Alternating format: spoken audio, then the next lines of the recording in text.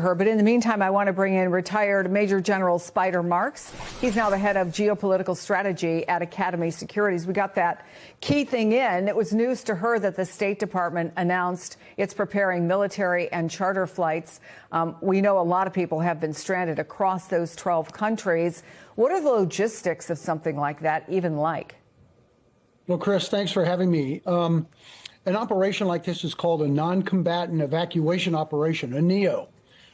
Exceptionally chaotic, primarily because you have to identify those that have declared where they are, what their intentions are. And in many cases, as you know, American travelers will not declare when they enter a foreign nation. And so the State Department and the consulates are kind of at a loss as to who's out there and who they need to try to assemble. Then you need to identify that population. You have to have assembly areas.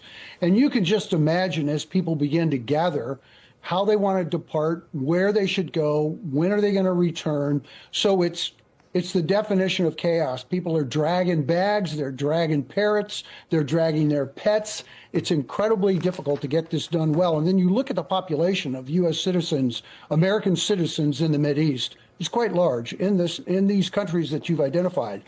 It's nothing but chaotic, and that detracts from the mission at hand, which is to continue to suppress air defense capabilities, missile launcher sites, going after nuclear facilities, R&D in Iran. So, frankly, it's a distraction, but it's a necessary mission that has to take place. We just heard from the president in the Oval Office. The big scale hitting goes now. So talk about the danger of it and how bad this could get in the meantime. Yeah, Chris, this is what I would define as kind of the grinded out phase of the operations. What's taken place over the course of the past few days is targets of opportunity and immediate suppression of air defense capabilities, missile launchers, missile stockpiles, going after leadership targets, communications, command and control, all of those nodes that are necessary for both the clerical regime and the IRGC, the Islamic Revolutionary Guard Corps, which is the apparatus of control, brutal control inside Iran. All of that must be suppressed. And so that took place and will continue to take place. But now you go to, and many of those were opportunistic, right? Now you go to what's known as the Air Tasking Order.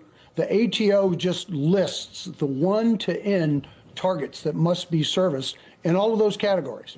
So this thing could become incredible. I mean, it's going to be increasing levels of violence against the regime and multiple targets. But it's a necessary step if you're going to try to extract any type of control mechanisms out of the hands of the IRGC as this government tries to transition. And what does that transition look like? Is it going to be constitutional? Or is it going to be kind of a guardianship where the IRGC step in and say, we got it for now, clerics are still here, but we're kind of in charge now? Or is the IRGC going to come in and say, clerics are out, we've got it until further notice, we're in charge? Or there's a popular uprising, which remains very unlikely based on what we see so far. Yeah, I mean, the president has said he wants the Iranian people to take control of the country in some form, but not just the IRGC. Given the size and the strength of the Iranian military, I think all told, we're looking at 1 million people. A key question is that even possible without American boots on the ground? No, it's not. You have some breaking news out of Dubai regarding the U.S. consulate. Yeah, let me give you an update on that. It has now been confirmed that the U.S.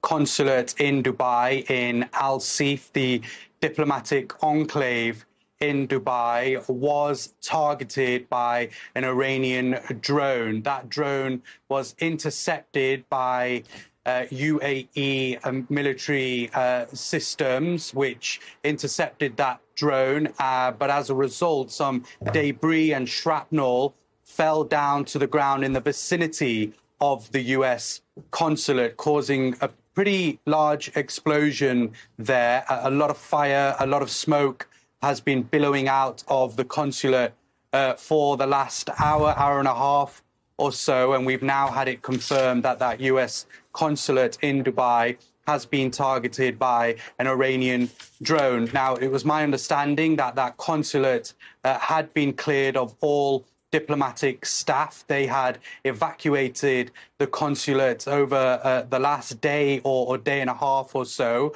following advice from the US. But clearly, this is now a signal from Iran targeting not only the military assets in the region, but also embassies and consulates. We saw earlier today the US embassy in Riyadh was targeted. Again, debris falling down in the area and causing damage and destruction to the US embassy in Riyadh. We know the embassy in Kuwait has been targeted as well. And now this evening, the US consulate in Dubai has been targeted by a drone from Iran. Debris has fallen from that drone after the UAE missile systems intercepted it, and that debris has caused a minor explosion, some fire, smoke in that vicinity. The Dubai media office tonight confirming that. They've said that Dubai has succeeded in extinguishing a limited fire in the vicinity of the US consulate in Dubai, resulting from a drone targeting operation. They said that this incident did not result in any injuries, which would make sense given that consulate had been evacuated of diplomatic staff. However, this is a significant moment because we've seen a number of attacks coming into Dubai and Abu Dhabi over the last few days, ever since this war began, when the US and Israel joint struck Iran. And ever since then, Iran has been targeting the Gulf states, as we know. Here in Dubai, we've seen a number of attacks, and this now is the latest, a targeted attack to the US consulate, which has seen some disruption and destruction due to debris falling down from that drone.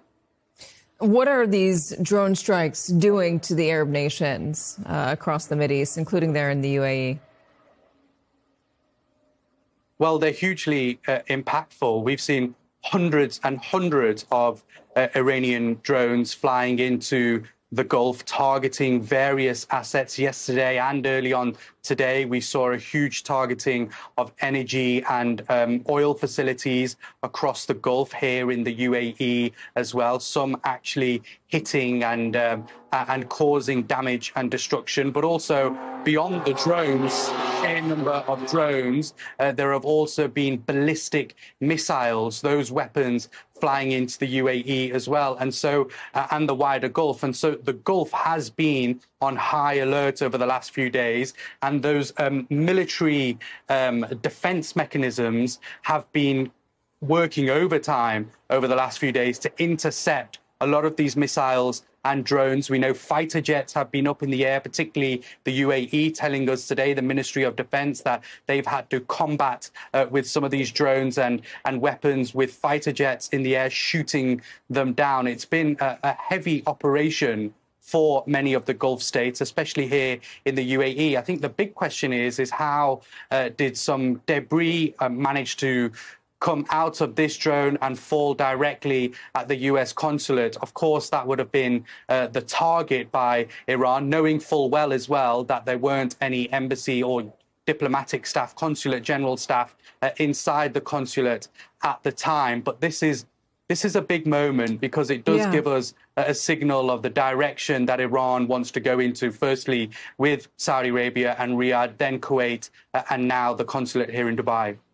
Yeah, so This is the most significant military action that this country has taken since the Iraq War. It is much bigger and will be much bigger than Libya. They told us in there that this is an open-ended operation that hasn't even really started in earnest yet. There will be more Americans killed. They refuse to take off the table the insertion of ground troops. This is going to make the operation in Libya look like child's play. There is no question this is war.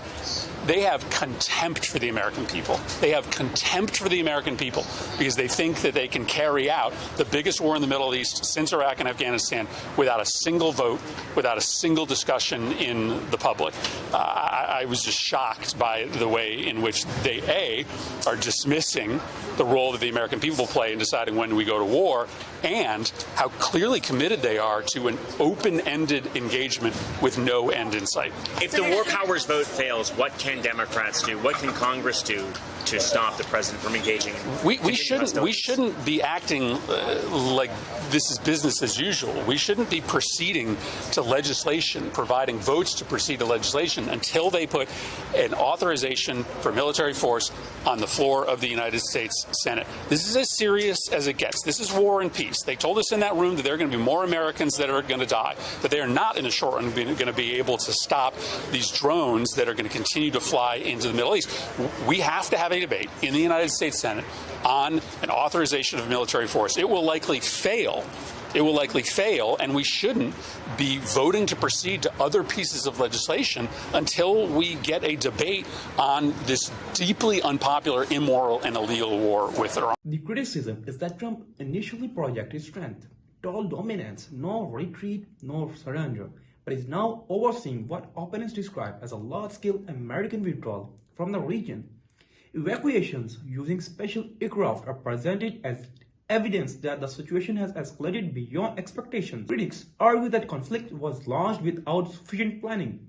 The anticipated quick outcomes such as rapid regime change did not materialize. Instead, military strikes triggered retaliation, putting U.S. personnel, regional allies, and civilians at risk. Argue continues that when one country bombs another, retaliation is predictable. In this framing, Iran is responding to what critics describe as acts of aggression by Trump and Israeli Prime Minister Benjamin Netanyahu. Whether one supports or opposes Iran's government, the point being made in that escalation leads to consequences. Another concern raised is that U.S. military bases across the region, maintain strategic positioning, now expose American allies to danger. Countries hosting American forces may become target when conflict intensifies. Finally, opponents argue that Congress was not adequately consulted, allies were not sufficiently coordinated with, civilians and military personnel on all sides are paying the price. Evacuations signal instability rather than strength.